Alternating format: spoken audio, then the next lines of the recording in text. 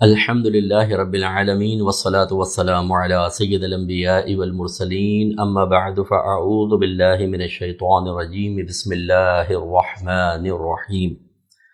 الحمدللہ درس قرآن کا سلسلہ جاری و ساری ہے اور ہمارے مختلف علماء بھی آپ دیکھ رہے ہیں یہ میرے شاگرد ہی ہیں الحمدللہ، اور ہماری اکیڈمی کے ٹیچرز بھی ہیں، اور ماشاءاللہ تیار ہونے کے بعد اور معاشرے میں اصلاح معاشرہ کا کام کر رہے ہیں اور کوشش کر رہے ہیں کہ جو علم سیکھا اس سے زیادہ دوسروں کو فائدہ پہنچا سکیں۔ یہ ہماری زندگی کا مقصد ہونا چاہیے کہ ہم ایسے بیج بو جائیں کہ ان سے پودے نکلیں، پھر تناور درخت بنیں اور ایسے پھلدار درخت بنیں کہ قیامت تک لوگ ان سے استفادہ کرتے رہیں، پھل کھاتے رہیں اور ختم نہ ہو، پھر نئے پودے لگ جائیں، نئے درخت بنیں۔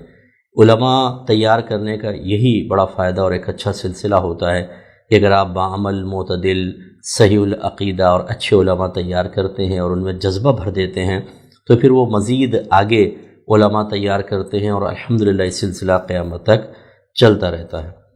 آج انشاءاللہ سورۃ الانفال کی آیت نمبر 2، 3 اور 4 پر میں کلام کروں گا، اور اس کے انتخاب کی وجہ یہ ہے کہ بنیادی وجہ میں آپ کو عرض کر دیتا ہوں کہ ہر شخص باکمال ہونا چاہتا ہے۔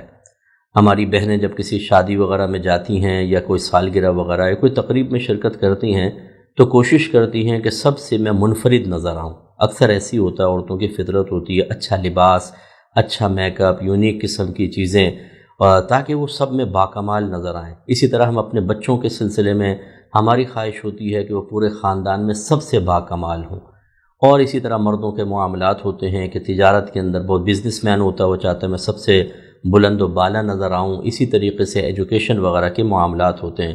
ایک دینی معاملہ بھی ہوتا ہے، اس میں بھی ہمیں کوشش کرنی چاہیے کہ ہم باکمال بننے کی کوشش کریں۔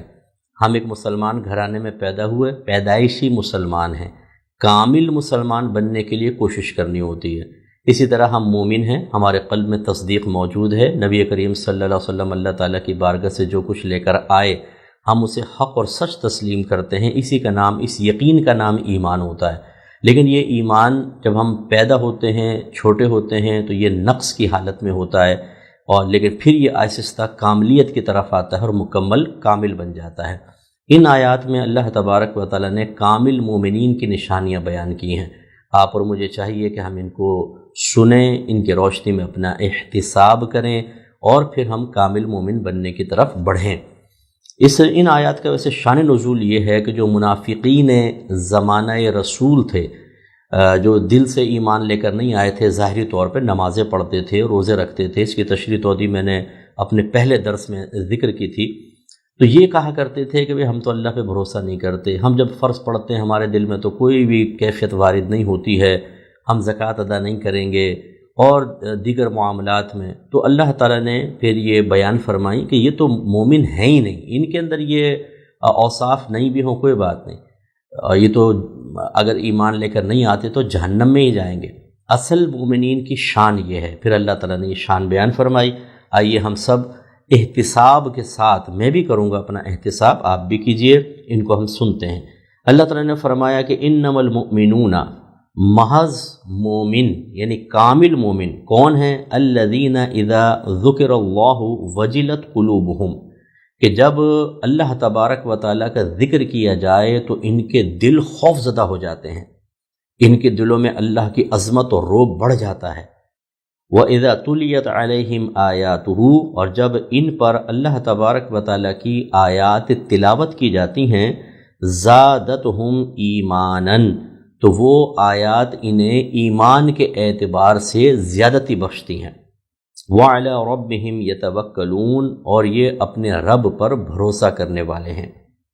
الَّذِينَ يُقِيمُونَ الصَّلَاةَ، اور یہ کامل مومن کون ہیں؟ وہ جو نماز قائم کرتے ہیں۔ وَمِمَّا رَزَقْنَاهُمْ يُنْفِقُونَ، اور ان نعمتوں میں سے جو ہم نے ان کو عطا کی اللہ کی راہ میں خرچ کرتے ہیں۔ أُولَٰئِكَ هُمُ الْمُؤْمِنُونَ حَقًّا، یہی سچے مومن ہیں، یہی سچے مومن ہیں۔ لَهُمْ دَرَجَاتٌ عِنْدَ رَبِّهِمْ، ان کے لیے بہت سے درجات ہیں ان کے رب کے پاس۔ وَمَغْفِرَةٌ، اور مغفرت ہے۔ ورزق کریم، اور عزت والا رزق ہے۔ یہ آیات میں نے پڑھی اور اس کا ترجمہ آپ کو بتایا۔ اب ہم تشریح دیکھتے ہیں۔ پہلی نشانی یہ ہے کہ جب اللہ کا ذکر کیا جاتا ہے تو ان کے دل روب میں مبتلا ہو جاتے ہیں، اللہ کا خوف دل میں پیدا ہو جاتا ہے۔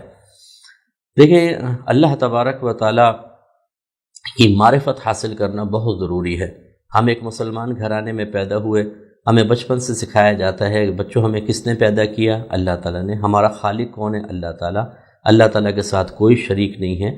یہ بنیادی معرفت تقریباً ہر مسلمان کو حاصل ہوتی ہے، لیکن شریعت اس بات کا تقاضا کرتی ہے کہ ہم مزید اللہ تبارک و تعالیٰ کی معرفت اور پہچان پیدا کریں، جو باعتبار ذات کے نہیں ہوتی۔ نبی کریم صلی اللہ علیہ وسلم نے ارشاد فرمایا کہ اللہ تبارک و تعالیٰ کی ذات میں غور نہ کرو، اس کی صفات میں غور کرو، کیونکہ اللہ کی ذات ہمیں سمجھ میں آ ہی نہیں سکتی۔ لیسا کمثلہ شیء، اللہ تبارک و تعالیٰ نے خود قرآن پاک میں فرمایا کہ اس کی مثل کوئی شے نہیں ہے۔ جب اس کی مثل نہیں ہے تو کسی ذات کا تصور ہم کسی نہ کسی مثال کے ذریعے لا سکتے ہیں۔ مثلا یا تو ہم نے پہلے آنکھوں سے دیکھا ہو تو پھر تو ایک تصور خود بخود قائم ہو جائے گا۔ اللہ تعالیٰ کے ساتھ ایسا معاملہ نہیں ہے۔ یا نبی کریم صلی اللہ علیہ وسلم نے اللہ کی ذات کے بارے میں بتایا ہوتا تو پھر ایک تصور قائم ہوتا ہے۔ جیسے میں آپ سے کہوں ہمارے محلے میں ایک شخص لمبے قد کا ہے، بڑا سا سر ہے، بڑے بڑے بال ہیں، موٹی موٹی آنکھیں، لمبی سی ناک ہے، موٹے ہونٹ ہیں، تو آپ کے ذہن میں ایک تصور آ جائے گا۔ ایسا نبی کریم صلی اللہ علیہ وسلم نے کوئی تعارف پیش نہیں کیا۔ تیسری چیز ہوتی ہے کہ انسان اس کی مثل کو دیکھ لیتا ہے تو اس سے اندازہ ہو جاتا ہے۔ جیسے کوئی کہے کہ میں ایک جگہ سے واپس آیا، وہاں میں نے ایک جانور دیکھا جو ہاتھی کی طرح تھا، تو ہمیں اندازہ ہوتا ہے۔ تو جب اللہ تعالیٰ کی ذات ہمارے سامنے نہیں، نبی کریم نے توضیح تشریح بیان نہیں فرمائی، اس کی مثل کوئی ہے ہی نہیں، اس کا مطلب ہے ذات کا تصور تو قائم نہیں ہو سکتا۔ اور یہ اللہ کی بڑی شان ہے کہ ذرے ذرے سے آپ پہچانیں گے کہ اللہ کا وجود ہے، لیکن جب اس کی پوشیدگی کو دیکھیں گے تو کسی آنکھ نے اس کو دیکھا نہیں۔ نبی کریم صلی اللہ علیہ وسلم نے دیکھا، اور خواب میں امام اعظم ابو حنیفہ رضی اللہ تعالیٰ عنہ کے لیے بھی ثابت ہے، لیکن وہ کہا جاتا ہے کہ ہزارہ پردوں میں نبی کریم صلی اللہ علیہ وسلم نے دیکھنا، آپ سے کا دیکھنا ثابت ہے۔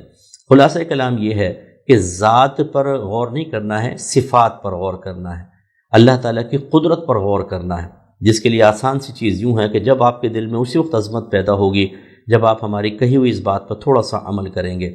وہ یہ کہ آپ غور کیا کریں ذرا، جو یوٹیوب پر اسپیس سے متعلق کلپس ہیں، ڈلے ہوئے ہیں، ڈاکیومنٹریز ہیں، اگر آپ ان کو دیکھ سکتے ہوں تو دیکھیے۔ آپ دیکھیں گے کہ یہ زمین جو ہے 13,000 کلومیٹر ہے، اس کا ڈائیمیٹر میٹر جو ہے، اور یہ تو سمجھ لیں اس کائنات کے اندر جو ہماری گلیکسی ہے، گلیکسی کہتے ہیں جو کچھ سیارے ہوتے ہیں ان کا سیاروں اور ستاروں کا ایک مجموعہ، وہ بنتا ہے ایک گلیکسی۔ تو یہ اتنی بڑی ہماری گلیکسی ہے کہ 1,00,000 سال لائٹ ایئرز وہ بھی اگر ہم نکالیں گے تب اپنی گلیکسی سے باہر جائیں گے، اور لائٹ جو ہے وہ 1,83,000 کلومیٹر پر سیکنڈ، وہ 1,00,000 غالباً 83 کو میں تھوڑا سا غلطی کر رہا ہوں، تو 1,83,000 کلومیٹر پر سیکنڈ میں سفر کرتی ہے۔ اب اس کے 1,00,000 سال آپ لگائیں، کتنی بڑی کائنات۔ تو اس ہماری گلیکسی ایسی گلیکسی جیسی ہے، ایسی لاکھوں گلیکسیز ہیں اس کائنات کے اندر جن کو سرچ کیا جا رہا ہے۔ آپ اندازہ کریں ہم اپنی گلیکسی سے باہر نہیں نکل سکتے، باہر کہاں جائیں گے؟ اور پھر اس میں ہماری زمین ایک نقطے کی طرح ہے، سورج زمین سے کئی گنا بڑا ہے، اور اس سورج سے یعنی لاکھوں سورج سما جائیں، اتنے بڑے بڑے سیارے اندھیروں میں ڈوبے کھڑے ہوئے ہیں کیونکہ سورج کی روشنی وہاں تک نہیں پہنچتی۔ اللہ تبارک و تعالیٰ نے کائنات میں پیدا فرمائے ہوئے ہیں، کسی میں ایسڈ کی بارش ہو رہی ہے، کہیں پہ طوفان آ رہے ہیں، ہیروں کا بنا ہوا پورا پلینٹ آپ کو ملے گا، جو دیکھیں آپ سائنسی ترقیاں، اور تو پھر آپ کو حیرت ہوگی کہ اللہ تعالیٰ کیسے نظام کائنات کو چلا رہا ہے، کیسے کنٹرول کر رہا ہے۔ پہلی بات اس کو پیدا کرنا، اللہ نے زمین و آسمان کو 7 دنوں میں پیدا کیا۔ پیدا کرنا بعض اوقات آسان ہوتا ہے، کنٹرول کرنا مشکل ہوتا ہے۔ جیسے بچے تو پیدا ہو جاتے ہیں، کنٹرول کرنا اور تربیت کرنا مشکل۔ اللہ کے لیے نہ پیدا کرنا مشکل، نہ اس کو کنٹرول کرنا مشکل، لیکن کس قدر مشکل کام۔ اور پھر اللہ تبارک و تعالیٰ ہم وقت ایک ایک چیز کی طرف کامل متوجہ رہتا ہے۔ ایسا نہیں ہوتا کہ ایک طرف کی توجہ سے دوسری طرف سے غافل کر دے۔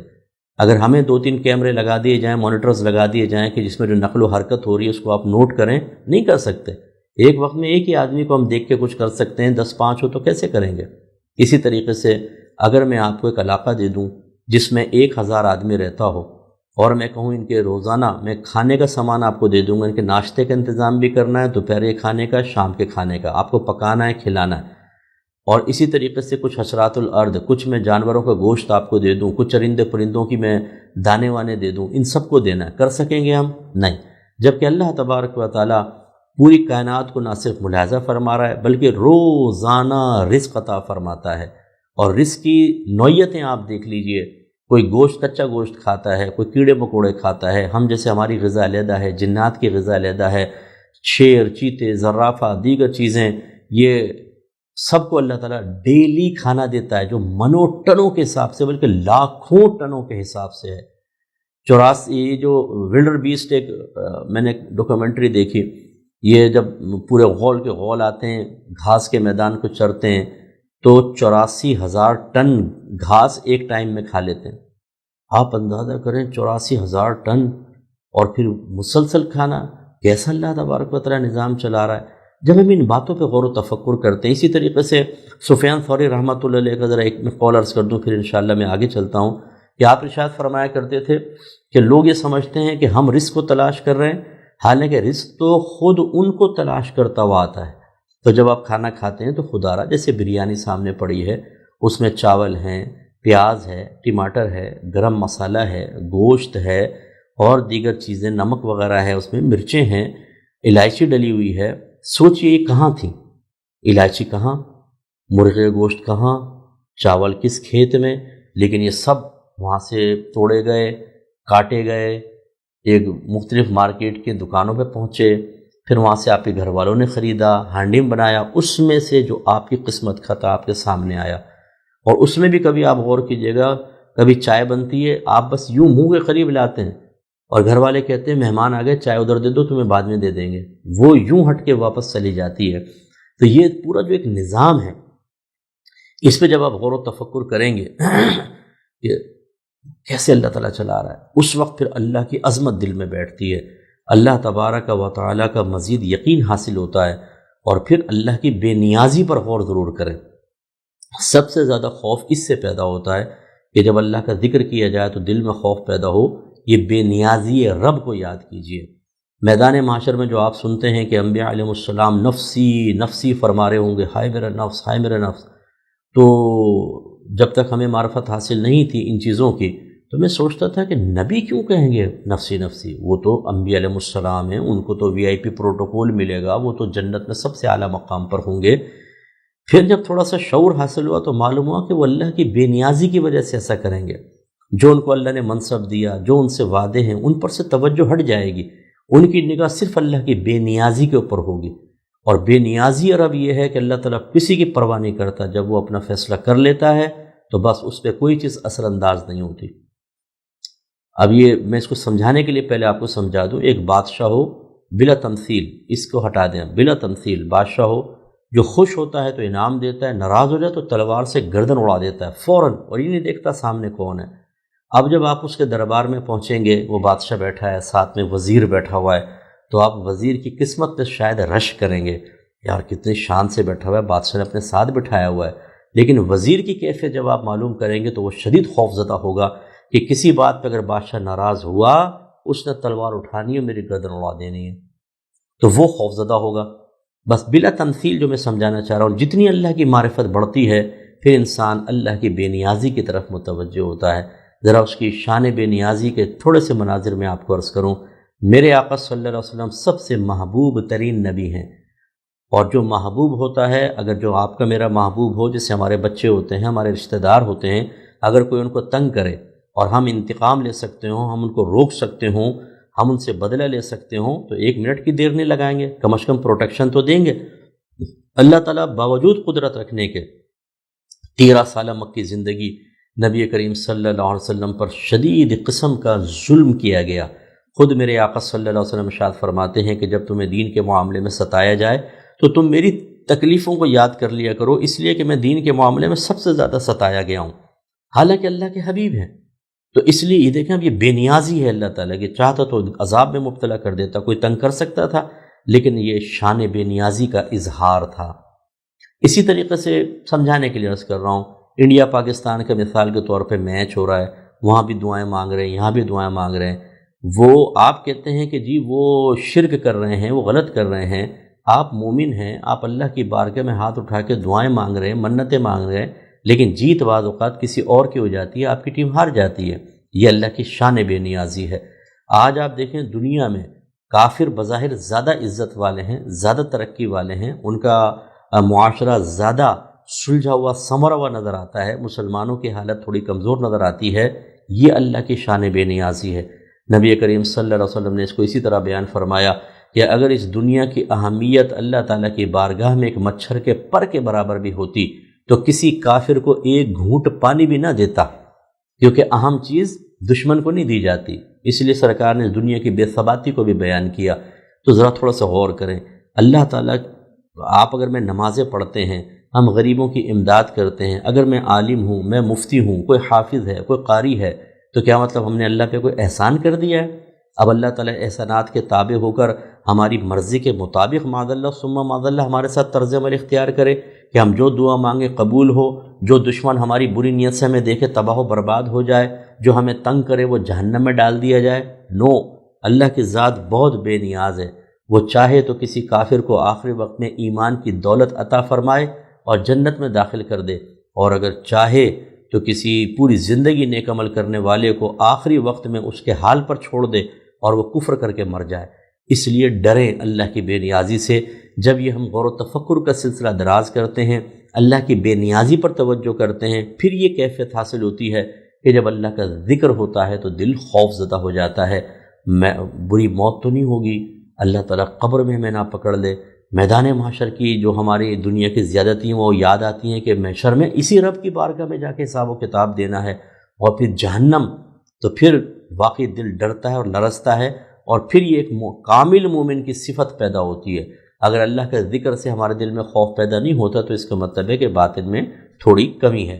دوسرا فرمایا کہ جب ان کے سامنے اللہ تبارک و تعالیٰ کی آیات تلاوت کی جاتی ہیں تو یہ آیات ان کو ایمان کے اعتبار سے بڑھا دیتی ہیں۔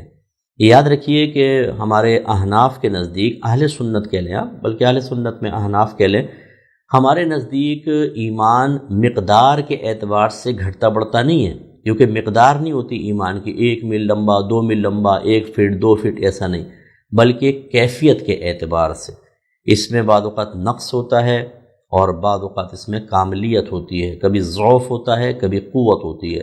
تو ایمان قوی کیسے ہوتا ہے، اس میں زیادتی کیسے ہوتی ہے؟ جتنی معرفت بڑھتی جائے گی اتنا ایمان قوی ہوتا جاتا ہے، اور جتنی ان باتوں کو ذہن میں رکھتے ہیں ہم اتنے زیادہ ایمان میں زیادتی ہوتی ہے۔ مثال کے طور پر آپ ایک بچہ گھر میں پیدا ہوتا ہے، اور اس کو نبی کریم صلی اللہ علیہ وسلم نے فرمایا کہ ہر بچہ فطرت اسلام پر پیدا ہوتا ہے، پھر اس کے والدین اس کو یہودی یا عیسائی بنا دیتے ہیں۔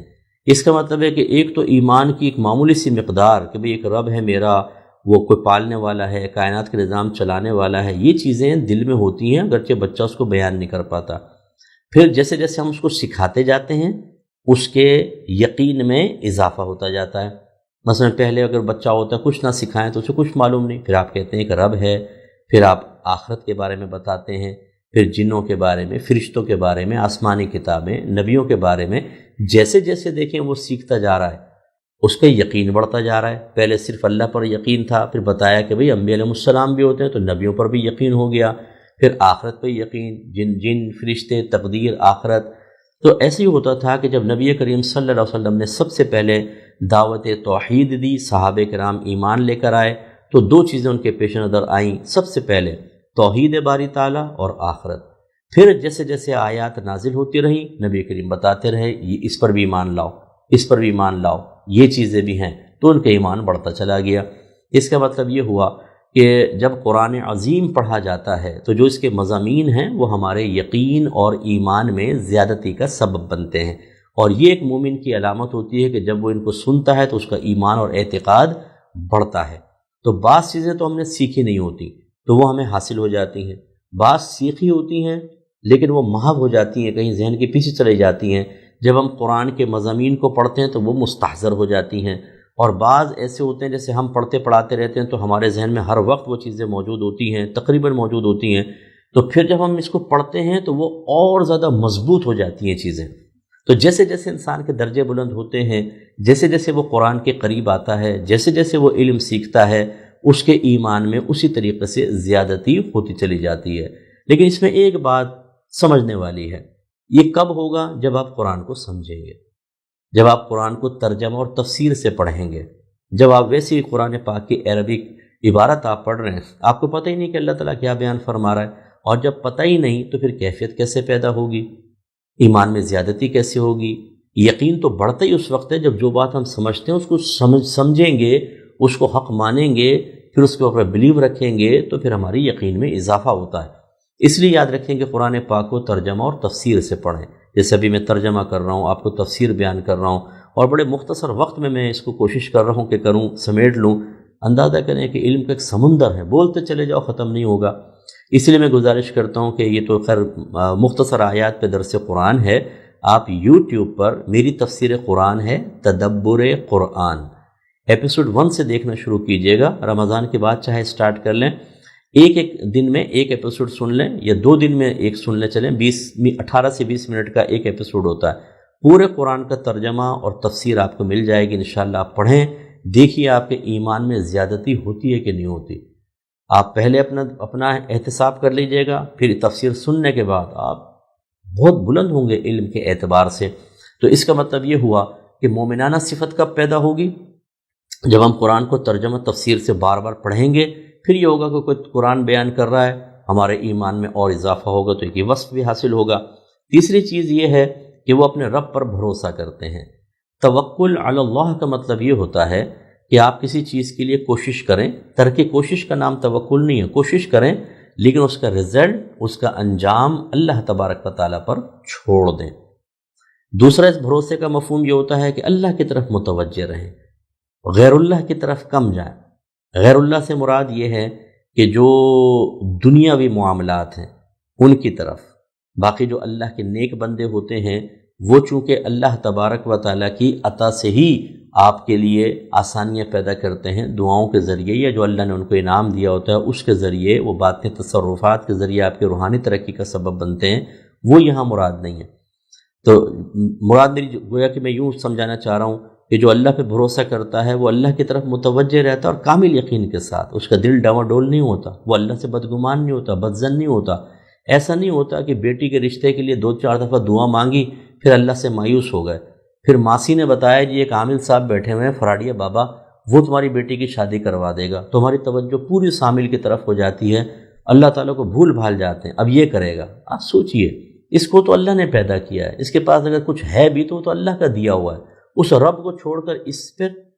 اسی طریقے سے اگر کوئی ہمیں نوکری کا کہہ دیتا ہے، غیر مسلمی کیوں نہ ہو، میں تمہیں نوکری دلوا دوں گا، تو ذرا غور کریں، ایک اللہ پہ یقین اور ایک اس پر یقین، کیفیات کو دیکھ لیجئے۔ بعض اوقات انسانوں پہ یقین ہم کر رہے ہوتے ہیں، اسی طرح ہمیں پیسے پہ یقین ہوتا ہے، بہت زیادہ پیسہ آ جاتا ہے، ہم کہتے ہیں بس اب میں بالکل سیف ہو گیا ہوں۔ اب معاذ اللہ کوئی زبان سے دعویٰ نہیں کرتا، لیکن اگر باطن کو کھنگالیں تو اللہ پہ اتنا توکل نہیں ہوگا جتنا اس پیسے پر ہوگا۔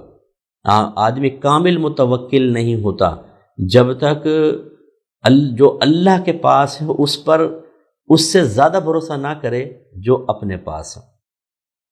اور امام غزالی رحمۃ اللہ علیہ نے اس کی بڑی پیاری مثال دی ہے کہ جیسے ایک باپ ایک بھرے بازار میں اپنے بچے کو گود میں لے کے جا رہا ہوتا ہے نا، تو وہ بچہ بالکل خوفزدہ نہیں ہوتا، حالانکہ رش بھی ہے، مختلف چہرے سامنے آ رہے ہیں، کیونکہ باپ کی گود میں اس کو ایک بھروسہ ہوتا ہے، ایک میرا سنبھالنے والا ہے، دیکھنے والا ہے۔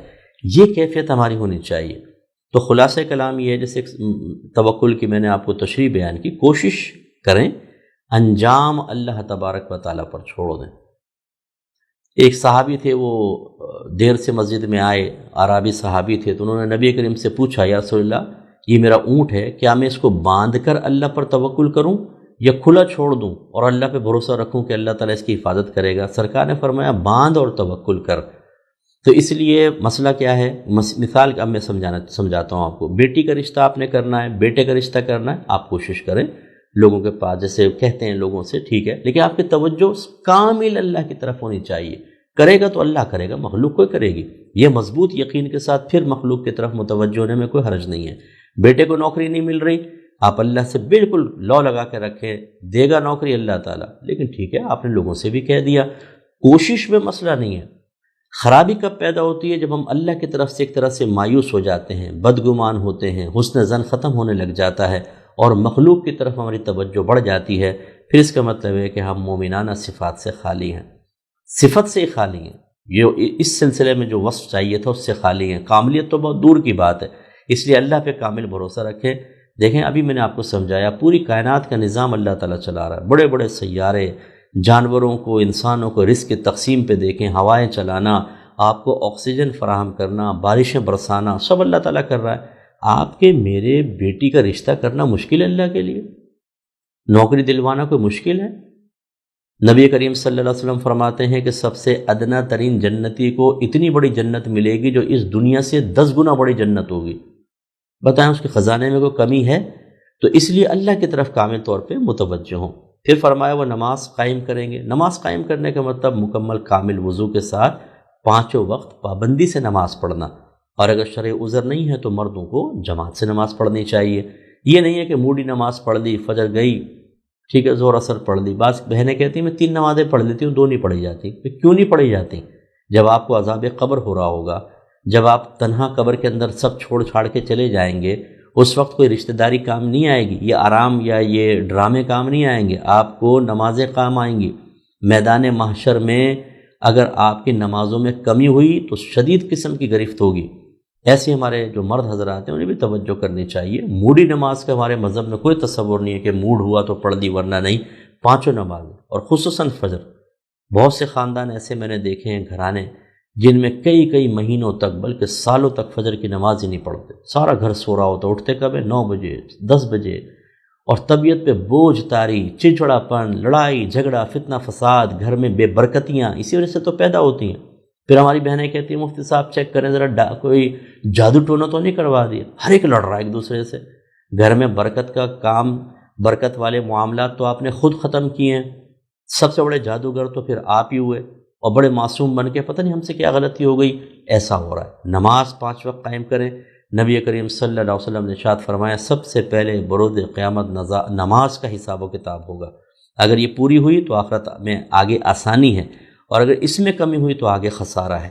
اور پھر جو اللہ تعالیٰ نے عطا فرمایا اس میں سے خرچ کرتے ہیں، تو اس لیے خرچ کرنے میں بالکل بخل سے کام نہیں لینا چاہیے۔ اللہ نے اگر دیا ہے تو اچھے مقامات پر آپ ضرور خرچ کریں۔ سب سے پہلے تو ذریعہ آمدنی پہ توجہ رکھیں، وہ حلال ہونا چاہیے۔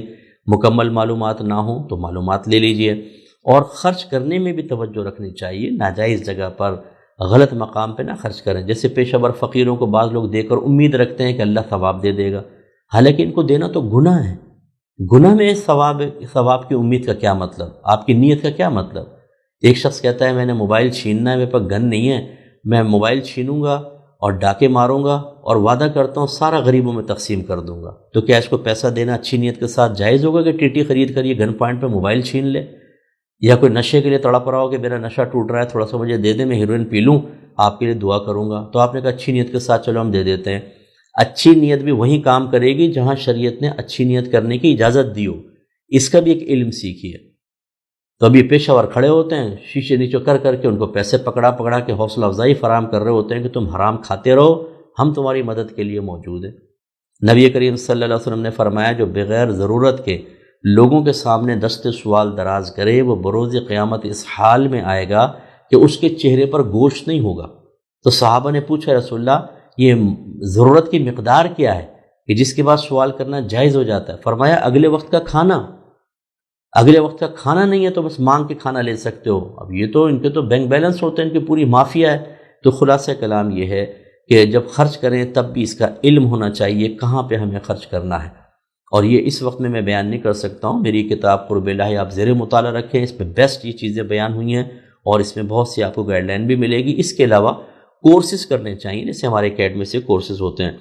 اور فرمایا کہ یہی وہ مومن ہیں جو حق پر ہیں، سچے مومن یہی ہیں، ان کے لیے درجات ہیں ان کے رب کے پاس۔ نبی کریم صلی اللہ علیہ وسلم فرماتے ہیں کہ بعض جنتی اتنے بلند و بالا ہوں گے کہ نچلے درجے کا جنتی انہیں ایسا دیکھے گا جیسے تم آسمان پہ کوئی چمکتا ہوا ستارہ دیکھتے ہو۔ تو صحابہ کرام نے عرض کیا رسول اللہ وہ تو پھر نبیوں کے درجات ہوں گے، ان کے علاوہ تو کوئی وہاں تک نہیں پہنچے گا۔ سرکار نے فرمایا کہ نہیں، دوسرے لوگ بھی پہنچ سکتے ہیں جو نیک اعمال کریں، نبیوں کی تصدیق کریں، ان کے لیے درجے، یعنی نبیوں کا تو، اور پھر علماء، نبیوں کے بعد دوسرا درجہ علماء کا ہے، باعمل علماء، صحیح العقیدہ علماء، ان کا۔ یہ تو فرمایا کہ وہ لوگ ہیں جو ان کے علاوہ ہیں، ان کے اتنے درجات۔ اس لیے میں اپنے بھائی بہنوں سے گزارش کرتا ہوں، خدا را جب آپ خرچ کرتے ہیں نا تو ذرا سوچا کریں کہاں کر رہے ہیں آپ۔ اس کو دے دیا، اس کو دے دیا، اس مقام پہ اپنا شوق تو آپ پورا کر لیتے ہیں۔ بعض لوگ کہتے ہیں ہم 10 جگہ دیتے ہیں، 10 جگہ میں سے ہر جگہ کیا کام کی ہے آپ کی، یہ آپ کو پتہ چلے گا مرنے کے بعد۔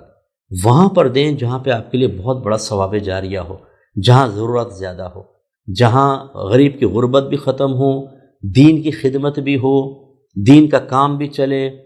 ایسے مقام پر دیں کہ 5-6 چیزیں جمع ہو جائیں، تو پھر آپ کے لیے ثواب جاریہ ہوگا۔ جتنا بڑا ثواب جاریہ اتنے آپ کے درجے بلند ہوتے رہیں گے، ورنہ پھر آپ پچھتائیں گے۔ اب میں یہاں پہ بہت سی چیزیں کھل کر بیان نہیں کر سکتا ہوں، بہت سے لوگ ناراض ہو جاتے ہیں، ورنہ اتنے غلط مقام پہ پیسہ دے رہے ہوتے ہیں کہ بیچاروں کا پیسہ یا تو ضائع ہو رہا ہوتا ہے، یا اتنا سبز ثواب، جو ثواب ہے وہ ملے گا، اس کے بعد جاریہ تو بھول جائیے آپ۔ یہ بھی ایک شعور نہیں ہوتا لوگوں کو۔ بہرحال اللہ تعالیٰ قبول کرنے والا ہے۔ اور وہ مغفرت، اللہ تعالیٰ فرماتا ہے ان کی مغفرت۔ مغفرت کا مطلب ہوتا ہے سابقہ گناہوں کی بخشش۔ تو جب کوئی کامل مومن ہو جاتا ہے، وہ غور و تفکر کرتا ہے، اللہ پہ بھروسہ کرتا ہے، نماز قائم کرتا ہے، اللہ کے دیے ہوئے رزق میں سے خرچ کرتا ہے، زکوٰۃ میں، فطرہ میں، غریبوں کی مدد میں، اور اپنے آپ کو گناہوں سے بچاتا ہے، تو اللہ تعالیٰ اس کے سابقہ گناہوں کی بخشش فرما دیتا ہے، اور اللہ تعالیٰ انہیں رزق کریم عطا فرمائے گا، نعمت والا رزق، عزت والا رزق، دنیا میں بھی اللہ تعالیٰ دے گا اور جنت میں اور آخرت میں بھی ملے گا۔ کوشش کیجئے کہ جو کچھ آپ نے سنا ایک اجمالی بیان ہے، لیکن اپنے احتساب کے ساتھ اس کو جب ہم سنتے ہیں غور و تفکر کیجئے۔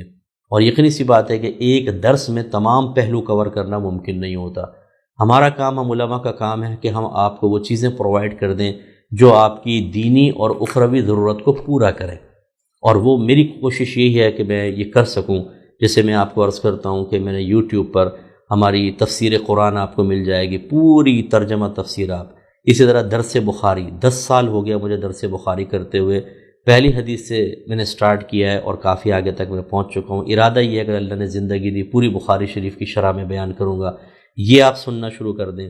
تیسری چیز تصوف، تربیت، اصلاح، اپنی معاشرے کی، اپنی اولاد کی، ان کو اللہ کے قریب کرنا، انہیں جنت کے قریب کرنا، یہ کتاب آپ پڑھیں۔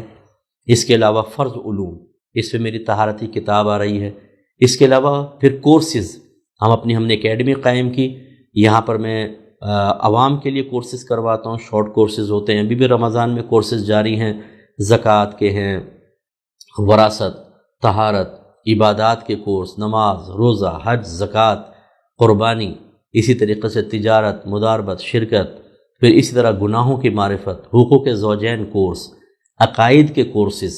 کون سی چیز ہے جو ہم آپ کو پرووائڈ نہیں کر رہے؟ میری کوشش ہے کہ میں یہ تمام چیزیں، عوام الناس ہمارے قریب آئے تو آپ یہ نہ کہیں کہ آپ علماء موجود تھے، آپ نے ہمیں نہیں دیا۔ میری کوشش ہے ہر چیز میں۔ اس کے علاوہ میں افراد کی تیاری پہ بڑی توجہ رکھتا ہوں۔ میں عالم بنا رہا ہوں، مفتی بنا رہا ہوں، میری زندگی کا مشن ہے۔ سب سے مشکل ترین کام میں نے منتخب کیا ہے کہ میں پڑھے لکھے بچوں کو، لڑکوں کو، لڑکیوں کو اس طرف مائل کر کے ان کو عالم بناؤں، مفتی بناؤں، اور ماشاءاللہ ہزاروں کی تعداد میں ہمارے یہاں سے فارغ ہو کر بچے دین کا کام کر رہے ہیں۔ جو ہم نے سلیبس لڑکوں کے لیے رکھا ہے پورا بہنی بچیوں کو پڑھاتا ہوں، عالم، عالمہ، مفتی، مفتیہ بناتا ہوں، اور ماشاءاللہ کام ہو رہا ہے۔ اور بہرحال آپ سے میری گزارش ہے کہ آپ بھی الفرقان اسکالرز اکیڈمی کے قریب آئیں، جو چیزیں میں نے آپ کو بتائیں ان سے اپنے علم کو کامل کریں، اپنا احتساب کریں، ادھر ادھر نہ جایا کریں، تجربے نہ کریں کہ چلو یہاں جا کر سنتے ہیں کیا ہو رہا ہے، یہ یوٹیوب پہ سن لیا، اس ویب سائٹ پہ چلے گئے۔ میں نہیں کہہ رہا ہوں کہ ہم ہی کام کر رہے ہیں اور کوئی نہیں کر رہا، لیکن اس میں خطرہ یہ ہوتا ہے کہ آپ بعض اوقات غلط جگہ پہ چلے جاتے ہیں، آپ کو نہیں سمجھ میں آتا کہ وہ صحیح بیان کر رہا ہے، غلط بیان کر رہا ہے، اور بعض اوقات وہ چیز ذہن میں بیٹھ جاتی ہے، عقیدہ خراب ہو جاتا ہے، عمل خراب ہو جاتا ہے، آپ ضروری چیز کو چھوڑ کر غیر ضروری امور میں مصروف ہو جاتے ہیں جو بڑے اچھے لگتے ہیں لیکن شریعت کا مطالبہ ان کا نہیں ہوتا۔ تو اس لیے آپ ہمارے پاس آئیں گے، ٹو دا پوائنٹ چیز ہوگی۔ میری کوشش یہ ہوتی ہے کہ ہم کامل سے کامل تر بنتے رہیں۔ تو ہماری اکیڈمی کو آپ جوائن کریں اس اعتبار سے کہ کورسز کریں، اس کے علاوہ اپنے بچوں کو عالم مفتی بنائیں، خود آپ عالم مفتی بنیں۔ ابھی ہمارا ایک کورس لانچ ہو رہا ہے انشاءاللہ اسکالر کورس کا، جہاں پر بھی آپ ہیں ہمارے ٹیچنگ میتھڈ کے مطابق آپ عالم اور مفتی بنیں، عالم اور مفتیہ بنیں، اس میں آپ ضرور داخلہ لیجئے گا۔ میں بھی اس میں کچھ کلاسز پڑھاؤں گا، ہمارے ٹیچرز بھی پڑھائیں گے۔ ہماری خواہش ہے گھر بیٹھے عالم بنائیں، انشاءاللہ اس کو بھی ہم کر لیں گے۔ آپ اگر کبھی ہمارے سنڈے میں آئیں تو یہاں پر ہم نے 8 ایئرس کا کورس رکھا ہے، اونلی سنڈے 2 to 5 ہماری کلاس ہوتی ہے 3 گھنٹے کی، اور اس میں دینی طالب علم کا داخلہ منع ہے۔ Only engineer, doctor, professor, bankers, job کرنے والے، ہاؤس وائفس آتی ہیں۔ جو میری کلاس ہے اس کو 6واں سال ہے اور 90 سے ابو اسٹوڈنٹس ہیں اس کے اندر ماشاءاللہ۔ پھر 5واں سال، پھر چوتھا، تیسرا، دوسرا، پہلا۔ اب وہ جو میری چھٹے والی تھی وہ اس سال رمضان کے بعد 7ویں سال میں چلی جائے گی، اور پھر 7 کلاسز پیچھے۔ ہماری کوشش یہ ہے کہ ہم مضبوط سے مضبوط تر افراد تیار کر کے اور وہ ہم معاشرے میں انٹروڈیوس کروائیں اور لوگ ان کے پیچھے چل کر ہدایت پائیں۔ اللہ تعالیٰ سے دعا ہے کہ اللہ تعالیٰ جو کچھ سنا اس پر عمل پیرا ہونے کی توفیق عطا فرمائے، آمین۔ وآخر دعوانا ان الحمدللہ رب العالمین۔ مختصر دعا کر لیتے ہیں، آپ بھی شریک ہو جائیں۔ بسم اللہ الرحمن الرحیم، الحمدللہ رب العالمین، والصلاة والسلام علی سید الانبیاء والمرسلین، یا ارحم الراحمین یا ارحم الراحمین یا ارحم الراحمین۔ اے مالک مولا، ہمارے جن بھائیوں بہنوں نے اپنا قیمتی وقت نکال کر تیری بارگاہ میں حاضر ہو کر تیرے قرآن کی تفسیر سماعت کی، اللہ تعالیٰ ان کی حاضریاں اپنی بارگاہ میں قبول و منظور فرما لے۔ ہمارے اس جذبے کو ہمیشہ جوان رکھ۔ اے مالک مولا، آج کے اس درس قرآن کو ہماری نجات اور بخشش کا ذریعہ بنا دے، ہمیں کامل مومنوں میں، کامل مومنات میں داخل فرما دے۔ مالک مولا، ہمارے لیے آخرت کا راستہ آسان کر دے، دنیاوی امور جو ہمیں غافل کرتے ہیں ان میں مشغولیت مشکل بنا دے۔ مالک مولا، ہمیں گناہوں سے نفرت عطا فرما، نیکیوں سے پیار عطا فرما۔ گناہ کرنا بے حد مشکل بنا دے، نیک عمل کرنا بے حد آسان فرما دے۔ اے مالک مولا، ہمارے گھر والوں پر بھی اپنی خصوصی رحمتیں برکتیں نازل فرما۔ مالک مولا، جو والدین اپنے بچوں کے سلسلے میں پریشان ہیں، ان کے بچوں کو نیک، پرہیزگار، متقی، اپنے ماں باپ کا فرما بردار، ان کے لیے بہت بڑا ثواب جاریہ اور ان کی آنکھوں کی ٹھنڈک بنا کر رکھ۔ ہماری جو بہنیں اپنے شوہروں سے پریشان ہیں، غسیل شوہر ہیں، غیر عورتوں کی طرف میلان ہیں، ظلم و ستم کرتے ہیں، اللہ تعالیٰ ان کے شوہروں کو ہدایت عطا فرما، بیویوں سے محبت کرنے کی توفیق عطا فرما، غیر عورتوں سے مشغولیت اور استغراق کو ختم کرنے کی توفیق عطا فرما۔ ایسے ہی جو شوہر حضرات بیویوں سے پریشان ہیں، جو زبان چلاتی ہیں، غسیلی ہیں، گالیاں بکتی ہیں، تھپڑ مار کے اپنے آپ کو جہنم کا مستحق بنا رہی ہیں، اللہ تعالیٰ ان بہنوں کو بھی ہدایت دے اور ایسے شوہروں کو صبر کی توفیق عطا فرما اور دونوں کے دل میں محبت پیدا فرما۔ اے اللہ تعالیٰ، جو رشتہ دار ہم سے ناراض ہیں یہ ہم ان سے ناراض ہیں اللہ تعالیٰ، اور دنیاوی وجوہات کی بنا پر ہیں، اللہ تعالیٰ ناراضگیاں ختم کرنے کی توفیق عطا فرما دے، ہمیں ہمت عطا فرما، کیونکہ تیرے حبیب کریم صلی اللہ علیہ وسلم نے ارشاد فرمایا، جو کسی مسلمان سے 3 دن سے زیادہ ناراض رہے اور پھر اسی حال میں مر جائے وہ جہنم میں داخل ہوگا۔ اے اللہ تعالیٰ، جتنی بھی دنیا میں وجوہات کی بنا پہ ہماری ناراضگیاں ہیں انہیں ختم فرما دے۔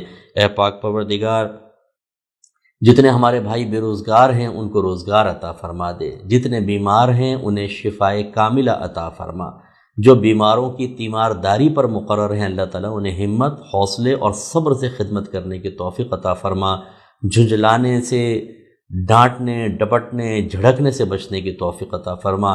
اس طرح ثواب بھی ضائع ہو جاتا ہے اور انسان گناہگار بھی ہو سکتا ہے، اور کبھی یہ وقت ہم پر بھی آ سکتا ہے، اللہ تعالیٰ ہمیں خوشدلی سے خدمتیں کرنے کی توفیق عطا فرما۔ جو بے اولاد ہیں ان کو نیک اور صالح پیارے پیارے بیٹے، خوبصورت بیٹیاں عطا فرما۔ جن گھروں میں جوان بہنیں بیٹیاں موجود ہیں ان کے اچھے رشتے دلوا دے۔ جو دنیاوی وجوہات کی بنا پہ ناراض ہیں محبت سے رہنے کی توفیق عطا فرما۔ مالک مولا، جن پہ قرضے ہیں ان کی کمر ٹوٹ گئی ہے، مالک مولا غیب سے ان کے قرضوں کی دوری کے لیے، قرضوں کے اتارنے کے لیے اہتمام فرما دے۔ مالک، تیرے لیے کچھ مشکل نہیں۔ جو ہمارے بہن بھائی مقروض ہیں اللہ تعالیٰ ان کے قرض کو دور فرما۔ جو بیجا مقدمات میں گرفتار ہیں انہیں نجات عطا فرما دے۔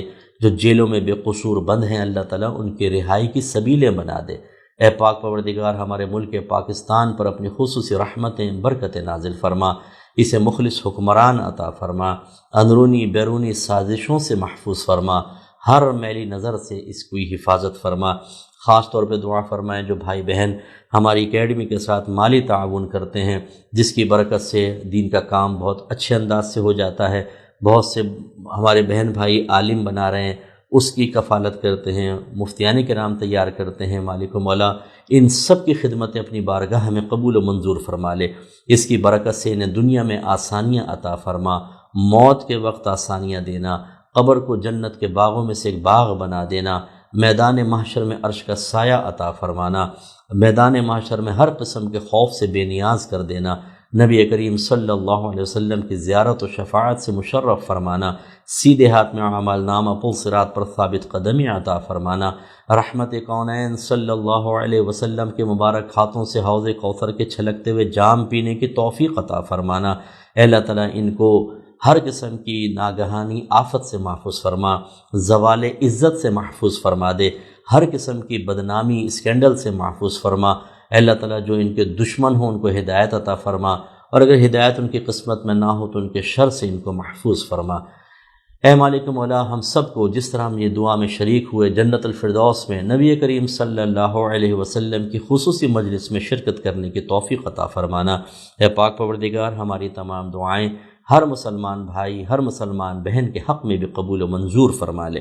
صلی اللہ تعالی علی خیر خلقہ و نور عرشہ سیدنا و مولانا محمد وعلی آلہ و صحبہ اجمعین برحمتک یا ارحم الراحمین۔